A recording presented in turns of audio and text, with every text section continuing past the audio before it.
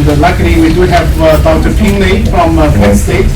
And I just want to give you a little bit background information about Dr. Lee, and then you know the kind of things that he has experience and academic background and his current research. And he received his undergraduate education from Peking University, China. So I guess many of you know about Peking University, similar to Harvard University in this country. And he also got his graduate training in the Netherlands and got a PhD over there in 1990, and then came to this country. First went to UC San Diego for postdoc, and also after that, and then go to the McDonald Pew Center for Cognitive Neuroscience. And then he took a faculty position at the Chinese University of Hong Kong between 1992 and 1996, and then moved to the University of Richmond in 1996, which is in Virginia. And after that, he went to National Science Foundation as a program director for a few years, and after that, and then went to Penn State University. And right now, he's a professor of psychology, linguistics, and information science and technology, co-chair of the Inter-College Graduate Program in Neuroscience, co-director of the Center for Brain, Behavior, and Cognition, and co-director of the Advanced Joint Center for the Study of Learning Science. He has published widely in several different areas, including the language acquisition, psycholinguistics, bilingualism, and computational modeling and cognitive neuroscience. So he has a lot of publication and also a lot of different funding and from the National Science Foundation. So we are very lucky to have him and to give us his talk, and we are going to try to learn a lot from you. Thank you. Thank you. Thank you, Dr. Liu, for this kind introduction. This is my first time to be at Texas A&M. I'm really pleased to have the opportunity to visit here and to exchange and discuss issues of common interest with you. And if any of you might become interested in some of the work that I will be presenting, feel free to check our website, except it doesn't look too clear here, blclab.org. So, I have many of the publications listed in there, downloadable as PDF files. So if you are interested, feel free to let me know or check our website. And it's really my pleasure to be here to talk with you. Many of you actually, we can continue some of the discussion here after when we have many interesting topics during the lunchtime. I was very glad to chat with many of you. So what I'm planning to present today is to go very quickly about some background issues. And when I put together the slides last night, I realized, some of the issues may not be interesting to all of you, and some of them might be more scientific than educational. But we can quickly look through some of the basic approaches, the issues, and some of the questions that I asked in my research. But in any case, I think you will see that the approaches that I take are highly interdisciplinary, the comparative, and they also rely on convergent methodologies. And now I will present a few set of studies. Actually, I realized that maybe there are too many of these. Some of the previous works, research studies we've done, some more current, and even some future studies that I have taken on or planning to do. But I would really like to skip some of the details of the studies, but open up maybe more time for discussion and question and answers. So please bear with me when I'm going too quickly through some of the slides, or when I'm not giving enough detail, or when I'm actually probably because of time I will skip some of the slides altogether. But I'll draw some really quick conclusions at the end. So that's the plan. My major research interest is in language, speech. So we see these acoustic signals in the and these signals impact our brain, causes activities in our brain, and the child gets this from a very young age, and it's a very long process. And through this long process, we finally established some representations in our minds. We call mental representations of language. Language is a very complex neurocognitive and developmental process. I was actually trained originally as a developmental psychologist studying child language. So I was fortunate enough to work with the late Dr. Liz Bates, whose work has been highly influential in the field. And she pointed out the three things that I still take really dear to my heart: the timing, the nature, and the extent of this kind of input is going to cause fundamental changes or different changes to the brain at different times, depending on whether you are doing your first language or second language. So, forever I'm really indebted to Dr. Bates' view on language as a complex system.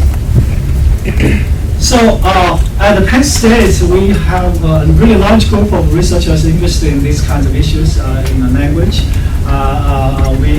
We are using, functional magnetic imaging technology, which I will mention a little bit, and we have a large group of students and faculty working together on these kinds of issues. And people at the Penn State Institute of Neuroscience, as well as Language Science Center, are very interested in issues about learning, speaking, reading, listening, in the first language as well as in the second language.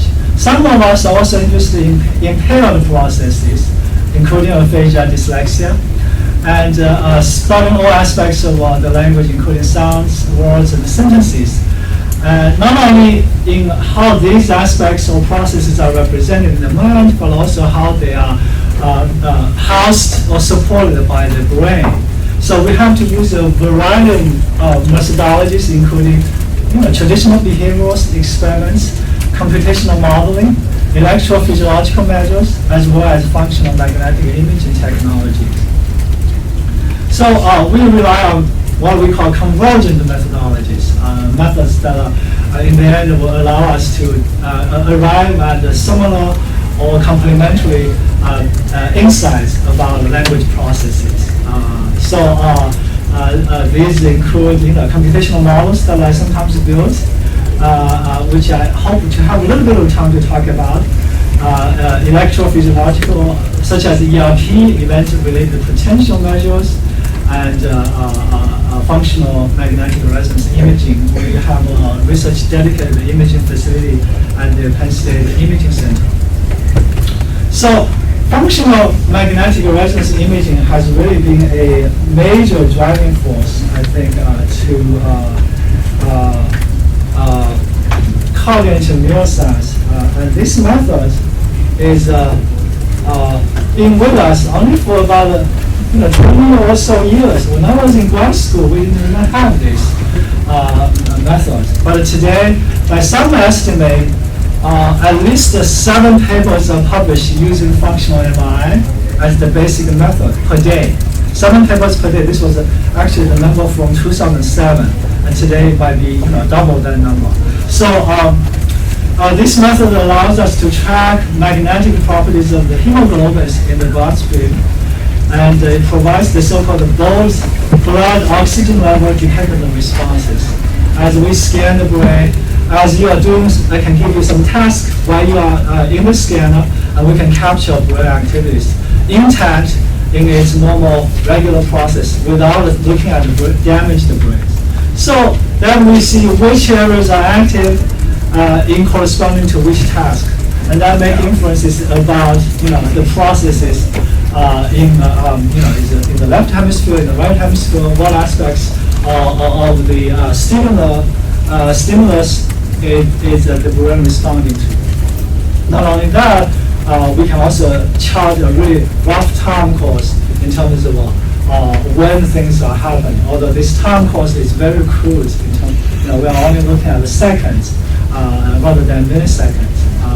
So anyway, because of technologies like functional MRI, we are able to identify many important areas in the brain that traditionally we didn't think would play a very important role in things like language. So for example, the dorsolateral prefrontal cortex, we didn't associate this with the language until only very recently. We know this area is very important for working memory, for example, but now we see this area plays a very important role for control of two languages, for example. As I'm speaking right now, I need to control my other languages so that they don't get in the way when I'm speaking English. Another area, for example, is the caudate nucleus, which is a subcortical structure in the basal ganglia. And we didn't know that this would be important for language control early on. So really many different areas in the brain have become prominent or important for us due to this technology or this methodology.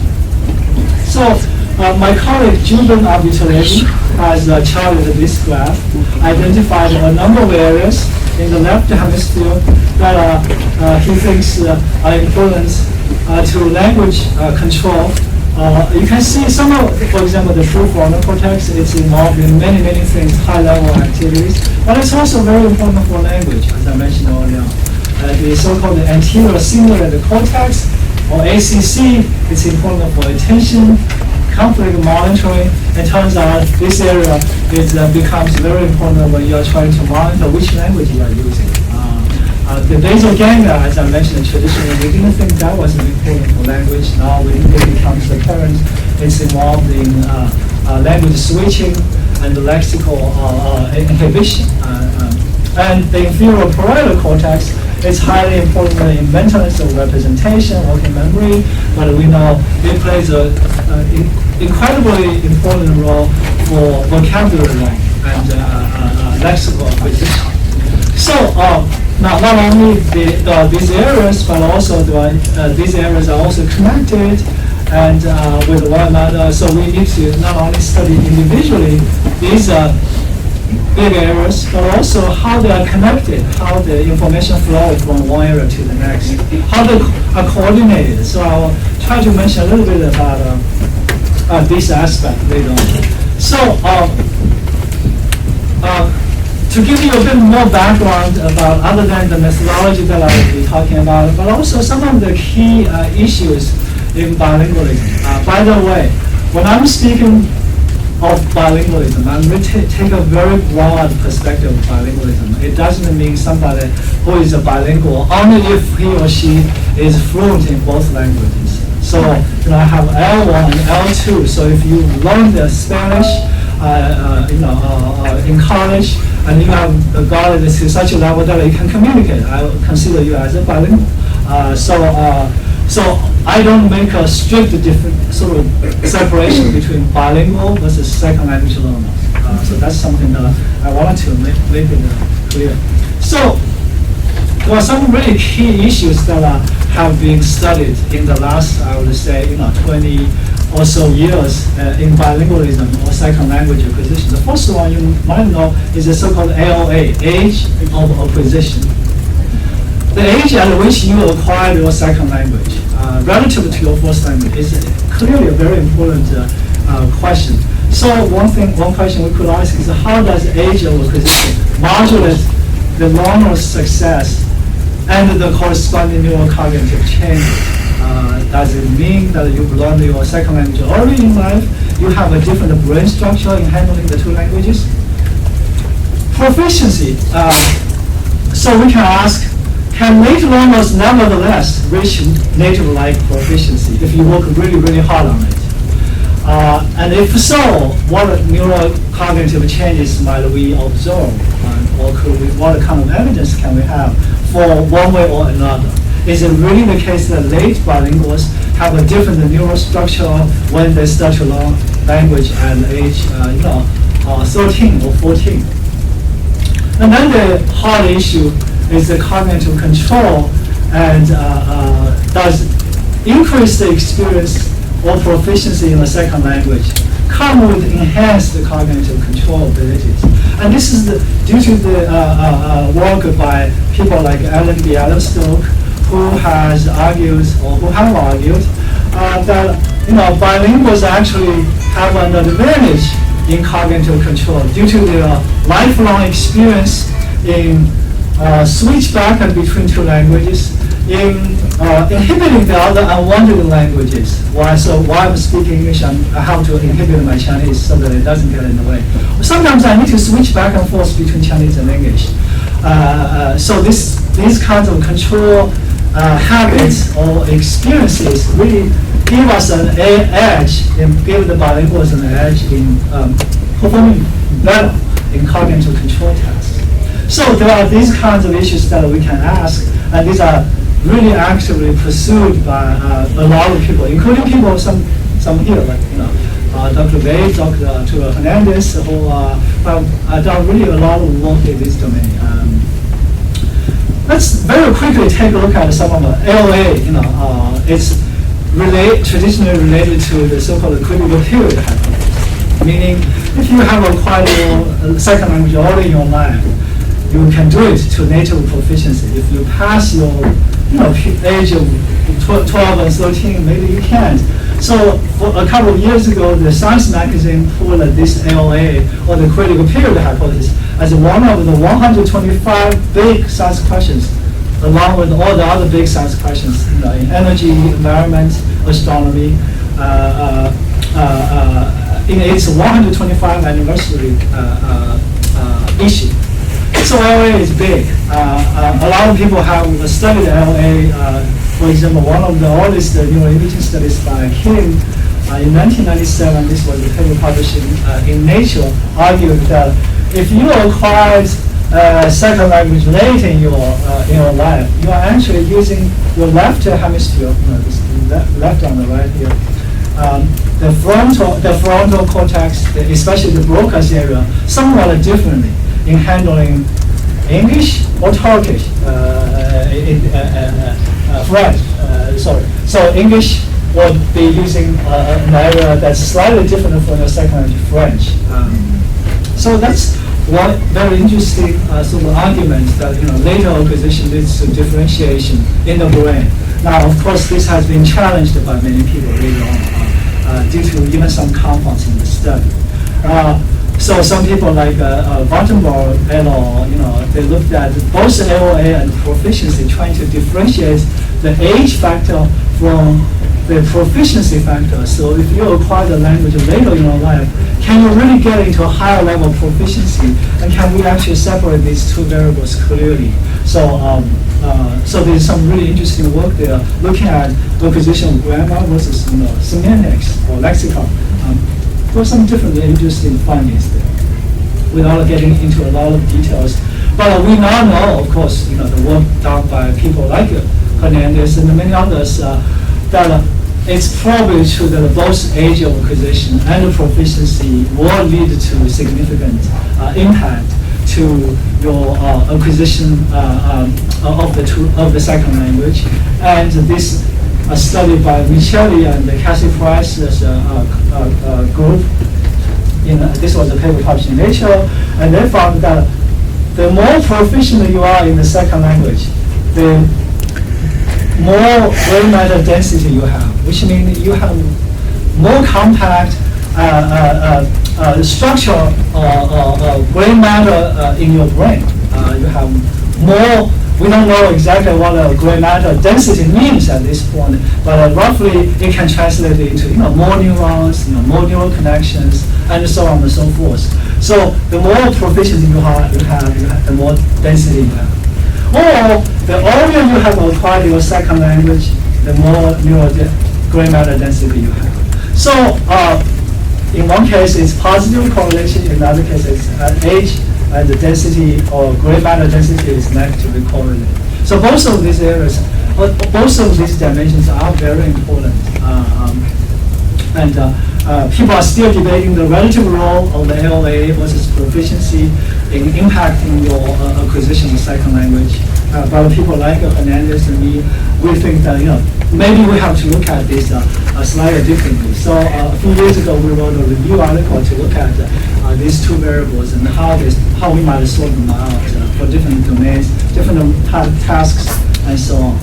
And the final thing, of course, the high interest issue is the cognitive control. As I briefly mentioned, the bilingual is like a mental juggler trying to sort out all kinds of tasks, and that lifelong experience might have given the bilingual an edge in doing all these kinds of cognitive tasks. These three issues, I encourage all of you to further pursue them if you are interested in.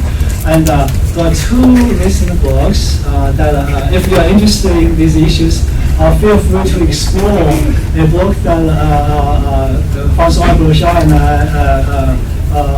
finished last year, more focused on the psycholinguistics aspect, and another one by Dr. Arturo Hernandez on the bilingual brain.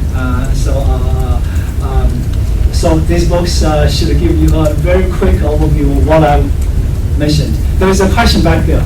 Please. What if we only speak one language, but we don't speak it with proficiency?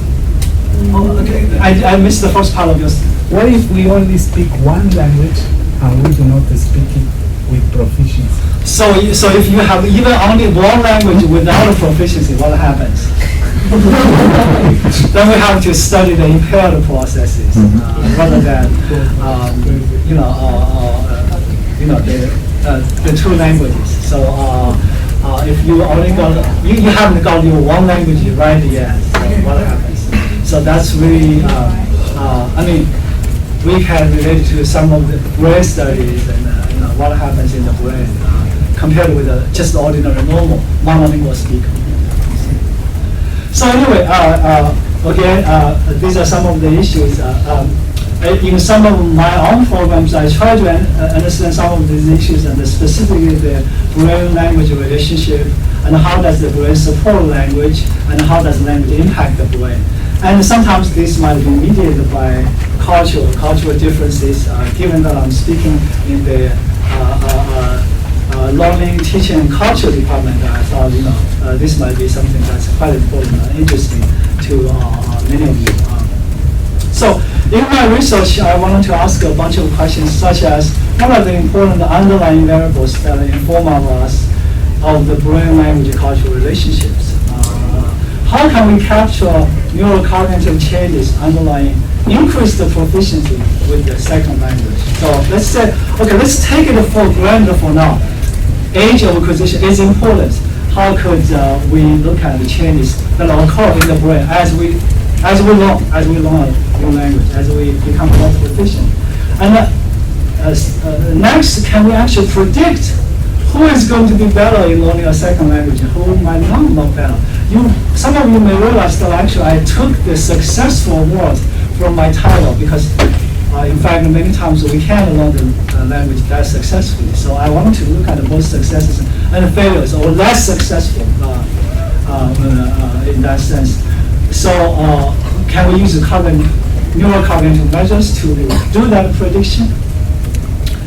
And finally, if I have time today a little bit, maybe I'll mention some of the innovative technologies that we are trying to use to enhance positive L2 experience, and so that we have more successes than failures. So I hope to get to that part very briefly at the end of this talk. So some of these questions that I'd like to look at. So you will remember this chart that I gave you. My own research really looks at learning, listening, comprehension, using of course, in both the first language and second language, using a variety of methodologies to try to address these issues. So let me very quickly give you a sort of quick tour of a bunch of studies we performed.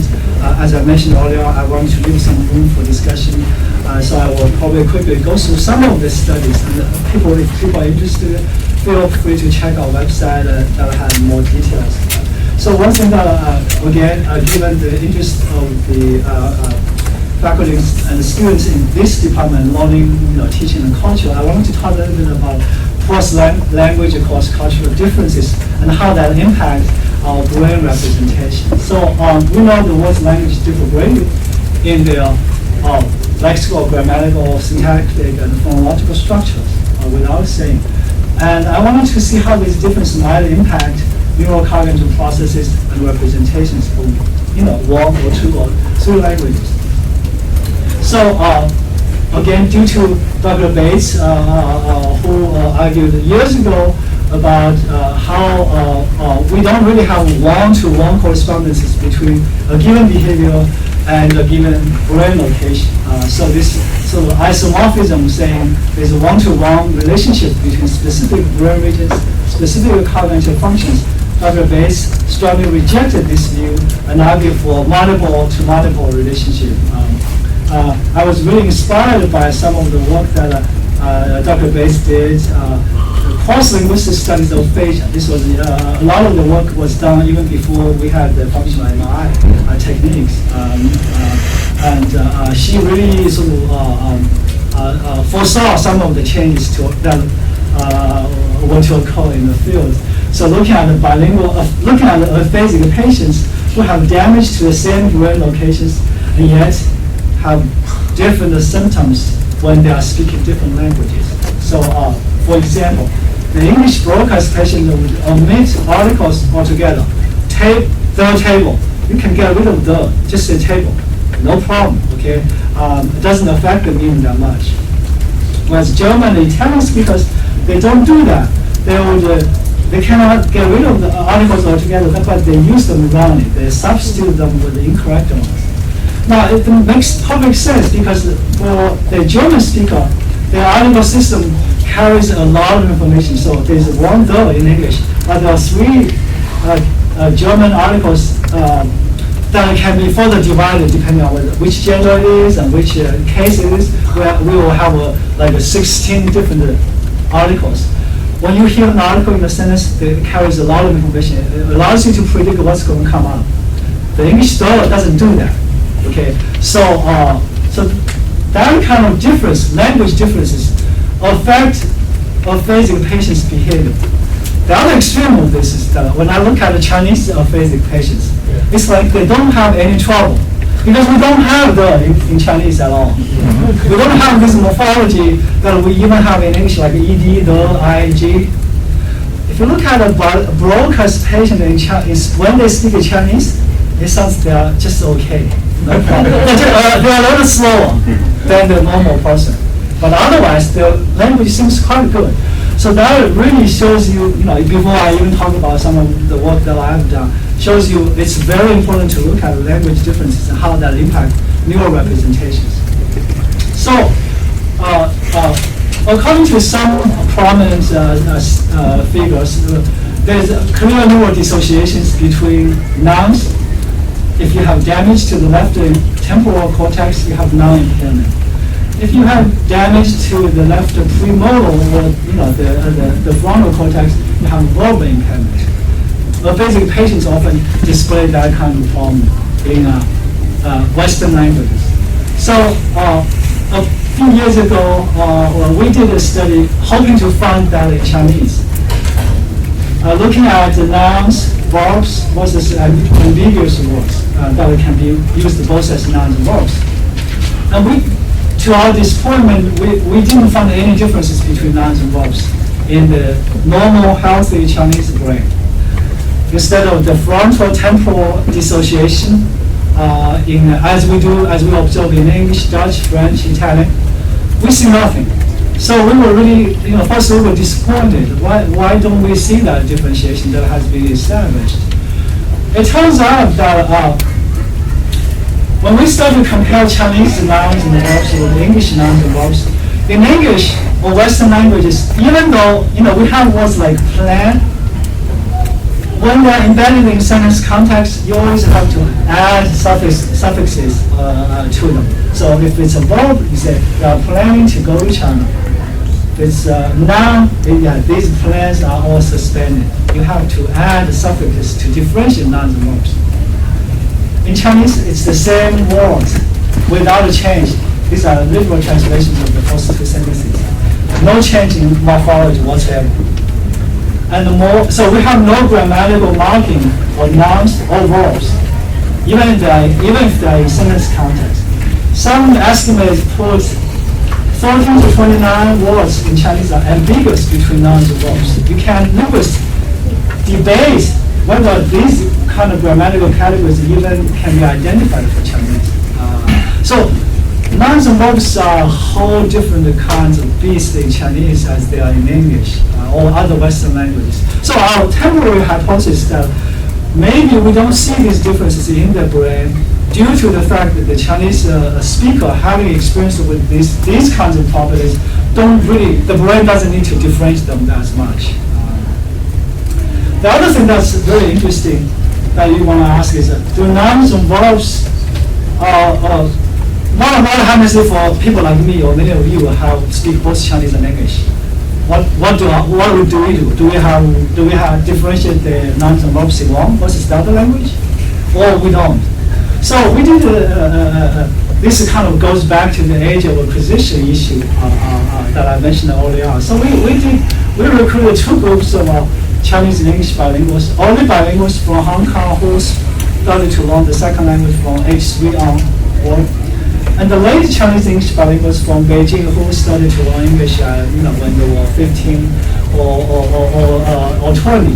So we wanted to see if age would play a role in this kind of a scenario.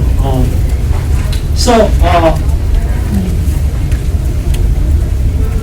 to make a long story short, I'm going to here's the time. I don't have time to get into all the details given the time constraint.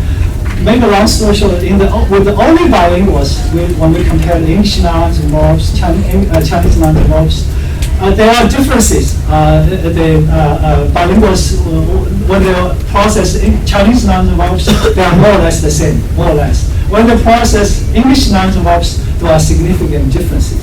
Okay, for only bilinguals. For late bilinguals, however, we really see no major difference between whether they are processing Chinese nouns and verbs or even when they are processing English nouns and verbs. The only difference is the English nouns and verbs seem to activate a little bit more of the brain than the corresponding Chinese nouns and verbs. But there's no category difference between them. So it looks like the late bilinguals are really handling their second language in the same fashion as they would do with the first language. So here's only bilingual speakers tend to be more responsive to the characteristics of the target language, depending on whether it's English or Chinese. Whereas the late bilinguals rely on this first language kind of procedural processes when they are handling the second language. So L2 first language, L1 first language, L2 second language. So the specific experience of the language, specific properties, in this case Chinese, really shape the patterns of neural activity for different languages. So that's the kind of neural representation categories in the bilingual brain, depending on whether it's early and late. Giving some support to the sort of age effect. That doesn't mean you cannot learn the nouns and verbs well in English. Okay, and so this is something that we want. You might actually learn the nouns and verbs to such a level that that's not distinguishable from native speakers, but your brain somehow reflects that difference.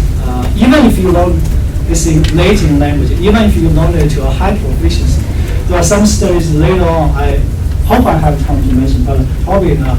That really indicates this sort of.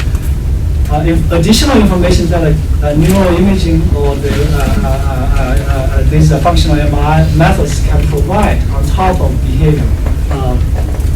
So I think I'm going to skip this developmental lexicon model, which there's a number of papers that talked about how we can model this process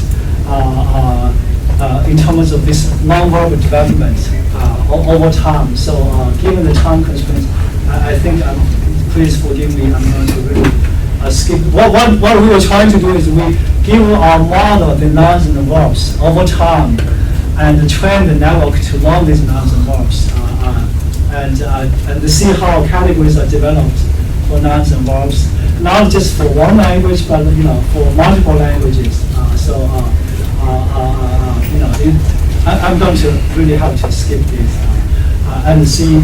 I mean, these data are interesting in terms of how we can see the dynamics and how things grow over time, and the advantage of doing these kinds of models, of course, is that it allows us to very systematically vary the age of acquisition within the same model. So LA, I can train the first language for this long and then introduce the second language, or I can train this for longer before I introduce the second language, or I can train the first language for a shorter period of time and then train the second language longer. So that kind of modeling enterprise is very informative in terms of the flexibility and its ability to tie this to specific hypothesis.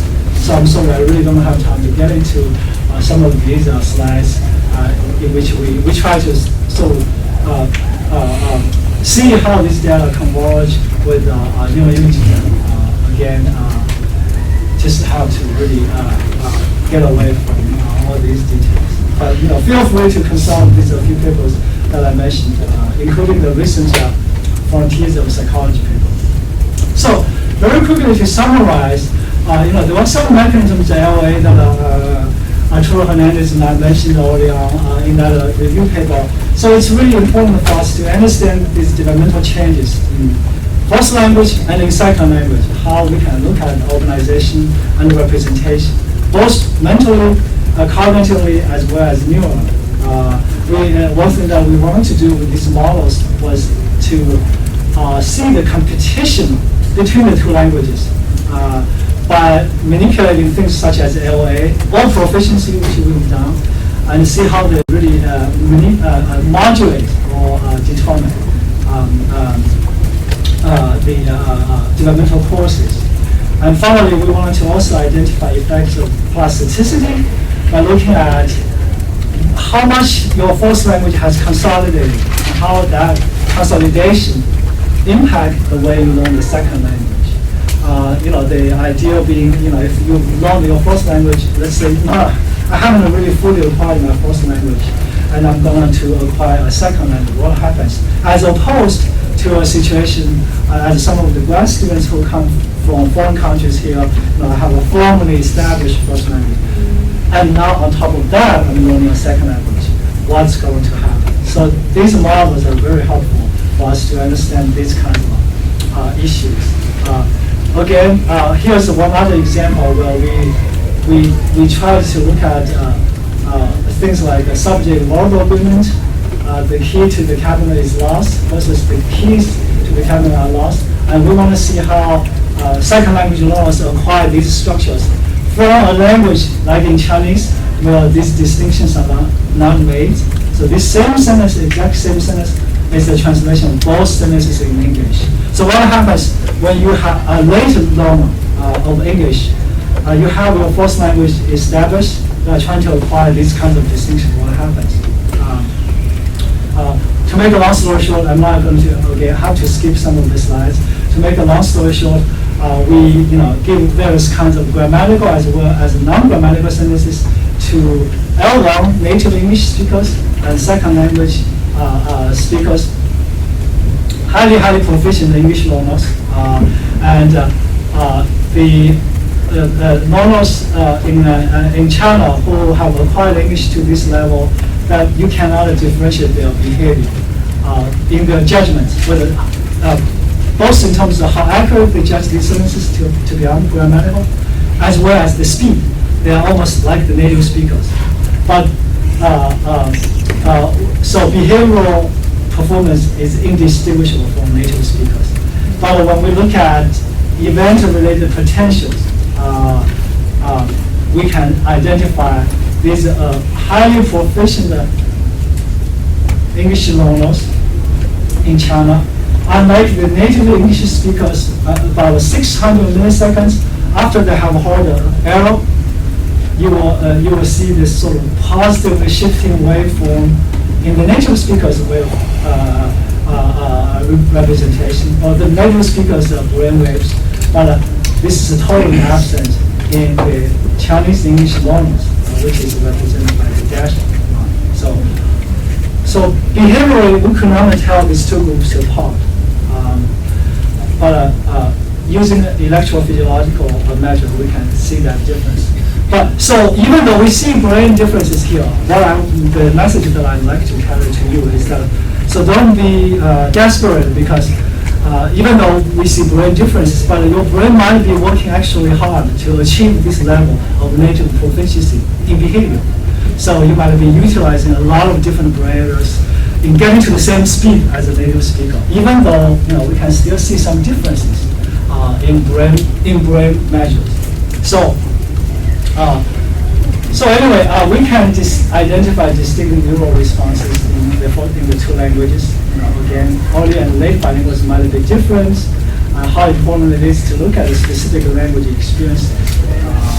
So in the interim, we conclude that brain representations of language are the result of dynamic interactions between the learner and the specific linguistic properties.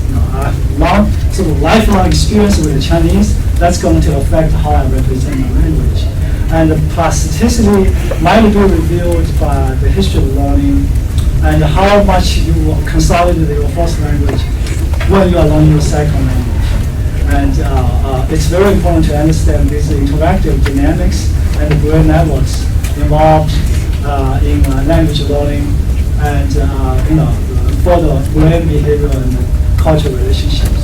So very quickly, I want to draw a few of these. But what I'm hoping for, the majority of my time I would like, or I don't have a lot of time left, is to walk you through a few of the studies that we've recently conducted to look at learning-induced brain changes because you are learning a second language. So we can track Spanish class learners across different levels of proficiency. We already have evidence of this. Look at longitudinal different changes in the brain. In one study, they were found in the inferior parietal cortex, increased gray matter density after you learn the second language. So we were trying to track whether your increased proficiency is reflected in the brain, not just by comparing across groups, but within the same individual, as I track you through the classroom. So we had a few predictions about whether the low proficiency learners might have increased activation in order to control the native language. So if you just learn Spanish to such a low level, when you're trying to speak Spanish, you're trying to inhibit your English native speaker. So therefore, you need to actively using these inhibitor control areas. Whereas the high proficiency areas will not need that a lot, but actually you will be able to directly retrieve the words in the second language. So increase in the semantic processing. So we have a bunch of predictions. Again, because of time, I'm going to skip how we did all the study. But basically, we looked at the students' performance in a number of cognitive tasks, and we scanned their brains as they at two different times. For year one students, at the end of the first year study, and then like 6 months later, we scanned them with the same task.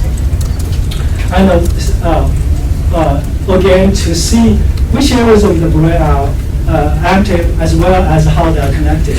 So if we compare session 2 at the end of the first year study compared with 6 months later, we see clear changes in the brain in terms of how much effort you devote to control your first language as you are learning this, as you are trying to process the second language. So these kinds of changes are very clearly observable in our study by looking at the same individuals. So we have clear data indicating a shift from conflict forced to meaning forced. Conflict forced is that I have to inhibit my English when I'm speaking Spanish. Meaning forced is that I'm more comfortable to get to Spanish words directly without going through my first language, or without inhibiting my first language that much. So by comparing session 2 and session 3, again, I'm skipping some of the details because of time. Okay. Non-induced changes can also be observed in training study. So we bring people into our lab for a couple of weeks. We train them to learn Chinese, for example. We give them different words to learn. So in this study, we actually are trying to establish whether there are differences between the manner of learning, explicit versus implicit. So again, I think because of time, I'm going to have to skip this study. But this is a published study, so feel free to look at the paper on our website. This is also open access article, so you can get a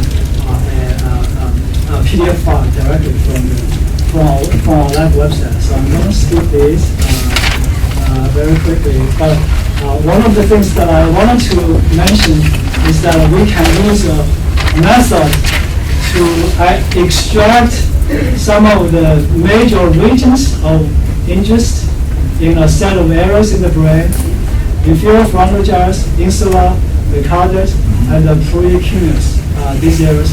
And then we run a unified structural equation modeling method to identify how these different areas are connected. So by doing that, it allows us, so we identify, let's say, 2 areas in the brain, look at the brain scans, we try to see if these 2 areas are always related in their activation, either simultaneously or sequentially over time. Through this method, it will allow us to establish networks, whether A and B are always active together, or whether B is also always following A in their activation. So we can establish 2 kinds of connectivity maps. So this is one example where you can, using these maps and the connections, directions of connection, and as well as the strengths, you can establish how this network is different or similar to another network, doing the same kinds of tests. So again, due to time, I don't have time to get into the details, but feel free to look at the paper. One thing that I wanted to say is that using this method, we are able to correlate brain activity and individual differences by looking at, according to a view, if these connectivities are associated with cognition, then we are able to relate these differences in terms of performance to individual variation. So this really gets to a very important issue about how can we use brain networks to identify individual capacity. So one of these analyses we found, for example, the working memory capacity is positive. The working memory capacity is positively correlated with the accuracy in the explicit learning condition, especially at the dorsolateral prefrontal cortex. Finally, I wanted to make another, very quickly, bring people into the lab to learn Chinese words. These are solo Chinese words that have tones, and how we can identify differences in brain activations through, short-term training studies. So again, I have to skip some of the technical details. The nice thing about this is it allows us to compare pre-training time 1 with the post-training time 2 and see brain differences, as well as comparing successful learners with the non-successful or less successful learners across a set of different tasks. So that's very helpful to look at differences in the brain pre and post training, as well as different groups of people who are learning language to different levels. Given the same time, same amount of time in the lab to learn the language. And then we can identify the network differences for successful learners, less successful learners, and the non-learners. The non-learners are the control groups. In 6 weeks, they're not doing the language task. They're given some other things to do. So, we can then identify these areas, how they're connected for the successful learners, as well as the less successful learners. What's very, very interesting, the only point I want to make is here, is you can see at the time 1, before they have learned the language, when you give the Chinese tones to them, the less successful learners later on down the road are those that utilize a lot of the brain areas trying to process the information. So by looking at how these networks are connected, how these areas are connected, I can not only differentiate later on, after learning, who has learned the language better, but also even before they have done the language, I can say you might be the better one to learn a language like Chinese when you are processing tones. So that's the power of making predictions. There was a sort of anecdote saying that the U.S. Army, if they are recruiting people to learn Chinese, first they'll give you a bunch of pitches to discriminate. If you cannot discriminate the tonal difference, so you go and learn Arabic, don't learn Chinese. Our method kind of sort of says, okay, we can actually see in your brain what's happening when you're learning, even before you learn the language. So this is something that we are trying to do. And then we can compare pre-test, the post-test, and see how these networks start to change. Okay, so I'm going to really quickly skip all of these. The idea is being that we can capture learning successes by brain connectivities, but also identify which cognitive control abilities might be associated with the success, and identify how these other variables that I mentioned earlier on in the beginning, age of acquisition, degree of proficiency, and cognitive control might be associated and impact these functional brain changes. So far, I've already talked about functional changes in the brain. Very recent review paper, we were also trying to identify structural changes in the brain as a function of learning a new language, or as a function of learning some other non-linguistic tasks. And you see a whole bunch of areas get changed structurally in terms of, for example, connectivity, increase the structural density. What's really interesting is that you can see the blue areas these are the language-induced learning changes, and the red, orange areas are the non-linguistic tasks. And for the language tasks, it kind of goes along with what I said earlier. Language switching is this area, anterior singular cortex. You have increased the gray matter density. You have increased gray matter density for control monitor areas. You have areas that are correlated with age of acquisition. These are all correlations, increase in gray matter density correlated with these tasks, performance in tasks. And in both the left hemisphere and the right hemisphere. So this is a sort of meta-analysis that tells us a lot about what I started out by identifying these variables, how they impact the brain, not just functionally, but structurally. In other words, you have actual brain changes in the structure, in the anatomy of the brain, so that are also correlated with the behavior, with the performance in this test. So I wanted to wrap up with the future direction or some plans. So right now we can look at the second language learning, bring people to the lab for short-term training, or we can track them longitudinally. I want to see brain changes in function and in structure before and after learning. I'm interested in individual differences with the working memory and the control abilities are associated with the success. And looking at the efficiency and the retention, I haven't really talked about this in terms of testing them at different intervals. And finally, what I wanted to talk about is the context in which you have learned your language. This is something very interesting to many of us here. Traditional textbook kind of learning versus learning in a virtual environment. How does that impact brain in terms of learning? So using technology to enhance learning in the context of a new center we've just established at the Penn State, Advanced Joint Center for the Study of Learning Sciences.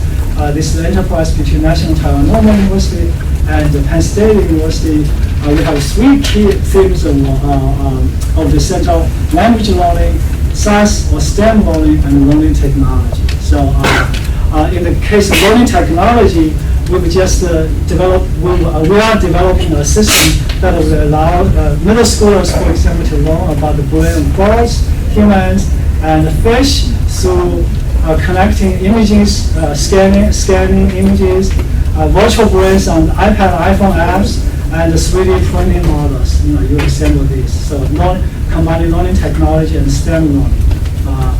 And in terms of language learning, we have a new project, L2 learning in virtual environments simulate forced language learning. So using functional MI as a STEM.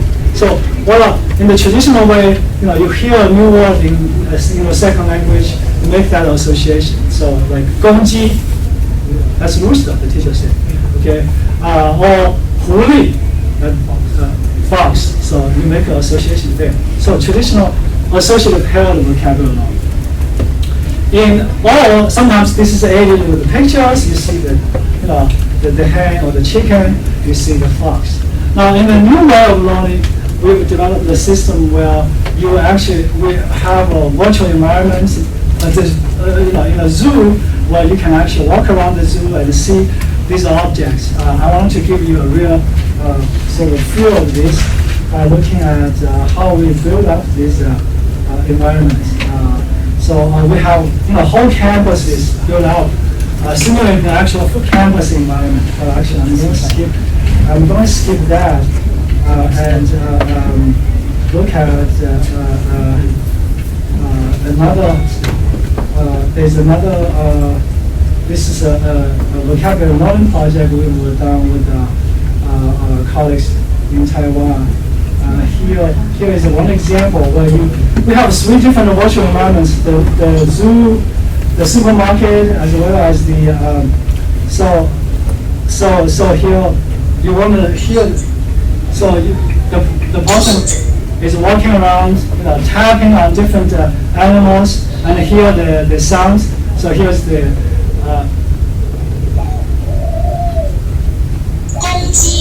So you hear the sound, you tap it. This is actually the learner is clicking on this, and walking around this environment, avatar himself or herself in learning. So we train people learn this language in this language versus people learning the parallel associate in the textbook. We do this, okay. So and then we scan the people before and after they have learned, and here are some really fresh data we've got. So in this environment, we look at we compare word-to-word association, word-picture association with this virtual environment, and some very preliminary data at time 1 when we scan the people. Of course, no difference, non-significant difference between word-to-word or virtual environment. But at the time 2, what we see very interestingly, again, long story short, is that in the virtual environment learning situation, you have many more activities in the areas that are associated with sensory-motor activities. Also, the subcortical areas that are action-based, such as the putamen and the basal ganglia. So that really tells us that when the person is learning the material, it activates, if they are occurring in the virtual environment, it activates the sensory cortex, sensory-motor cortex much more strongly than otherwise they were doing this in the textbooks. So the additional message that we would like to take from here is to compare virtual learning in this context with the real environmental learning in the immersed context. We have a project that we are trying to do, compare this with Italian learning in Milan versus at the Penn State. So things like that.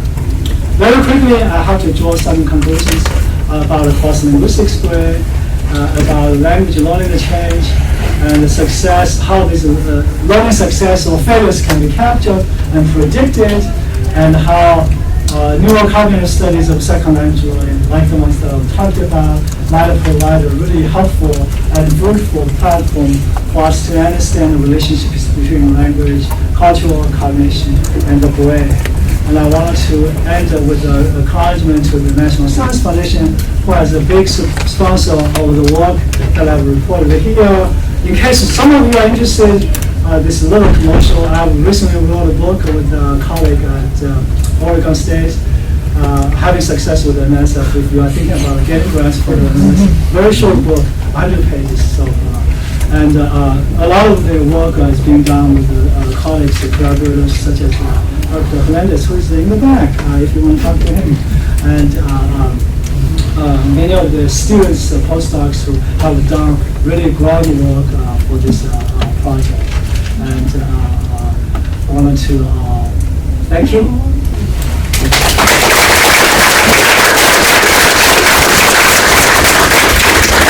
Questions? Right here. Yes, sir. I've got a question. Are y'all planning on also looking at learning language 1 and language 2 at the same time? Like for parents that know 2 languages and one parent uses one language, the other parent uses the other one, or a newly immigrated family where the child grows up learning one language, but at the same time learning. That's a very good question. In fact, that question relates to this sort of age of acquisition issue. Whether you learn this simultaneously or early in your life, or whether you learn this sequentially, one after another. So some of the issues that I tried to address earlier would have implications for looking at the children learning 2 languages simultaneously, or whether you learn them sequentially or after another. So a lot of very interesting questions could be asked. How that's similar, how that's different, how does learning in one mode versus the other impact the brain and the cognitive changes.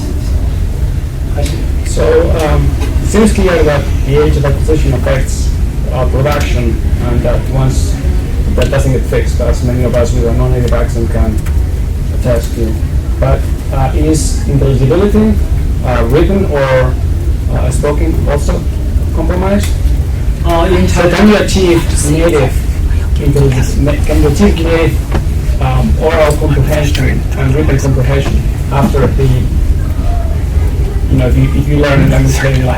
Yeah, I think your question is that there's a sort of production comprehension discrepancy. Normally, when you learn the second language later in life, you sort of speak with an accent, like I'm doing. But maybe you don't have much impairment in the comprehension. Yes. Now, some of the new evidence, according to people like Jen Walker, they say, well, if you have a longer second language in your life, you might actually also be impaired in the comprehension, even if it's slightly, which means, if I give you a speeded task, you might be responding slower. So, some people are looking into that, although, what's the degree of plasticity? I mean, nobody really knows. Arturo and I, try to sort of with people like Jen Walker, we say, there's a really long period of plasticity. Then you guys have. So they basically say the window is closed at age 1 or 2. So that doesn't seem to be the case for us. Yeah, I'm also interested in modeling the individual differences. And there seems to be no way to account for that empirically. The fact that some folks, some brains, as it were, learn languages better than others. And some folks shadow speech, for example, at 250 milliseconds. And so how to address this? It's a very good question in terms of what they call it, the relationship between monolingual capacity or ability and the second language learning. Not a whole lot of work has been done, but there are some people who are really. So in some of the tests that we do, actually, we look at the PPVT. It's a sort of standardized test of your first language. We try to correlate it with your performance in the second language. And we've got some really new data that suggests a strong correlation between your performance in the first language and your learning ability in the second language. Some very, very structural, recent structural data from one lab indicate there could even be gray matter density differences correlated with your first language ability. So, yeah, very good question. Oh, go ahead. Please. Okay, have I looked at, for example, learning a third language on top of a second? You know, does it, Okay, so it's the same question. okay, so does it kind of like double up? Does it get harder, or are you doing the same thing with your third language that you were doing when you were learning with your second language, or So how does that? It's a very interesting question, very good question, and intuitively this makes a lot of sense. You say I've learned two languages, learning a third language is kind of on top of my second. It's easier. Not a lot of empirical evidence has established that. Partly because most people, like people like I do, I want to do control experiments. It's hard to find people who have the third language ability and then can match them up. Right. The other question that people have asked is people like Adam Bialystok said, people keep asking her, is learning a third language give you more mental flexibility and more cognitive control? She said, again, I don't really know. Partly, again, not a whole lot of work has been done. But if you're interested, there's a new special issue coming out in the journal Bilingualism. I think it should come out sometime later this year. There's a number of experts who do third language acquisition. They have put together a special issue. Actually, this was when I was doing the editor for that journal. I coordinated this effort. So there should be some really good studies that will address the questions. Please. I think your material on the virtual environment is very interesting, not just for second language, but there's been a lot of attention recently to academic language as if it were a different language for children coming in. It seems to me there could be a hypothesis for thinking about that in the same way, that there might be advantages to this sort of an approach to formal school academic language, particularly for kids that come relatively unprepared to school. Yeah. Well, my young child, who I remember very clearly when she was only 8, she would play games with her friends, avatar herself, on a platform. 8, and I mean, she would show me stuff that I, couldn't imagine. So young children, young people have a great sort of passion for playing games online, like the virtual environment. So what we do here is really trying to see if we establish these platforms for language learning, can we actually sort of build them up for many other purposes. So one of the things that I mentioned about this brain science education, we're actually trying to think about getting in virtual environments that we can scan people. So I can show you, well, if you avatar yourself into the scan, what's going to happen? That kind of experience is going to be totally different, transformative in terms of how we look at learning and education for a whole range of issues. And one thing that I actually didn't show you, which I hope that now that you asked the question, if you can really see a virtual environment like the one. If you are thinking about a student who is virtual, this is a virtual environment where the student can walk around the campus, going to the supermarket, going to the food store, learning about the things, about the objects, the comments, where they can study, they can have performance. And remember, this is matched to the real situation. You have lounge, you have the same setup, and you have open fields, you have labels for any of these items. We have also built up systems here that they can interact with other people who are avatar themselves. So you can imagine learning in such an environment is a fundamentally different experience than getting through the textbooks, going through the word list, going to the post office, trying to mail something. So it's really very, very different from just learning through the textbooks. And our hypothesis is that this kind of learning actually would allow you to not just learn better, but also retain the information in your long-term memory longer, because they evoke sensory motor cortex. they evoke, in the new theory, embodied cognition. We are doing stuff as we are learning. So that allows the system to keep the information in the brain much longer.